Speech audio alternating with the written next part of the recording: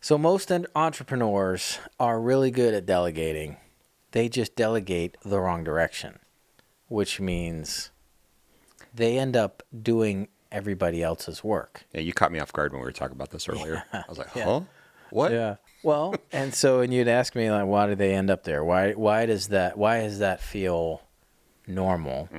And I think they evolve into that, and they're can do, get her done. Give me that. Let me, let me Yes, show you. yes. Yeah. And they say yes to clients, yes to vendors, yes to opportunities. That's partly how they grew their business from Zero to zero whatever. to something. Yeah. Sure. Yeah.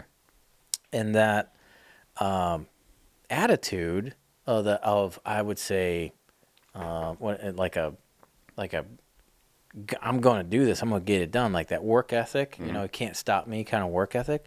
There's nothing wrong with that. That's great. That's actually vital in any of this kind of work. But it gets misplaced, and they just go around and do everything that's undone instead of going, wait a second, I hired somebody to do this. Why am I doing it? And they don't really clarify that. And they get bitter or they get, angry or ticked off or whatever. It's kind of represented in E-Myth. Yeah. Yeah. You see that in there. Yeah. Sure.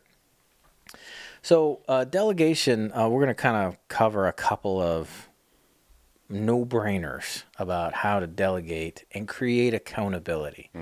And all that accountability means is you own this, and you own the results of it, or who owns it, identifying who owns it and who owns the results, whether it's good or bad results. They belong to somebody.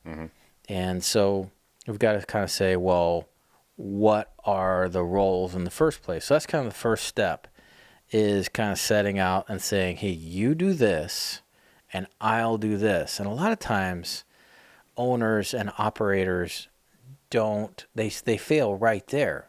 They just assume everybody knows what to do. And that sounds really dumb to say it like that. Like, hey, you just assume everybody knows. Like, no, of course I don't. But they don't do anything about it. You know what I mean? Practically. I was like, well, buddy, have you explained any of this to anybody? Well, don't they just know? I just said you assume.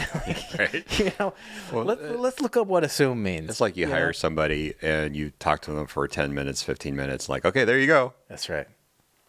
I used to do this all the time. I used to screw this up all the time with tenants. So for years and years, I've been a landlord. Almost 30 years. And it took me about 20 years to figure out how bad I was. Knucklehead. At screwing it up. And then I was like, oh, I should stop doing this. Right. So that's when I got out of residential, essentially. And wait a second. So you're in residential Yes. for all these years, and then I was like, Yes. wait a second. Yes. I'm going to get out of residential. That's right, and go commercial. Because. That's right. Because I'm no good at a significant part of being a landlord. Like, I mean, okay, I bought the building. That's all you got to do, right? Like, no. I mean, I could fix it. Yeah, but there's some other stuff. Well, I could pay the bills. Yeah, that's important too. But there's this thorny issue called the tenant. I was going to say people. Yeah, people. It's a big deal. Yeah. Now, so what I would do is this person would come along, answer my ad or whatever, and they'd come along, and I'd look at them and I'd think, oh, I get their story. They need this place, and I've got it here for them, and they're going to take really good care of them. Look at them. Look how nice they are, or whatever.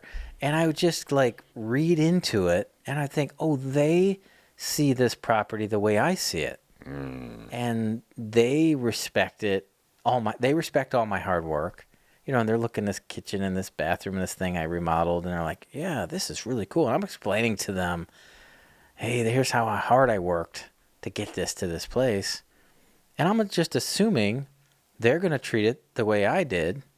And then I'm also assuming they've treated every other place they've been the way I would. I feel like this is going to go in a bad direction. Right? And then about 3 months later, I'm like, hey, how come you're not paying the rent, and hey, how come there's a big hole in the, Right. and, hey, what's that dog that you're not supposed to have, and hey, what's that smell coming out of the, oh, it's just, and it would go bad, and then, but I wouldn't learn, I would keep assuming that they understood, what I needed or what they needed. I mean, just wasn't clear.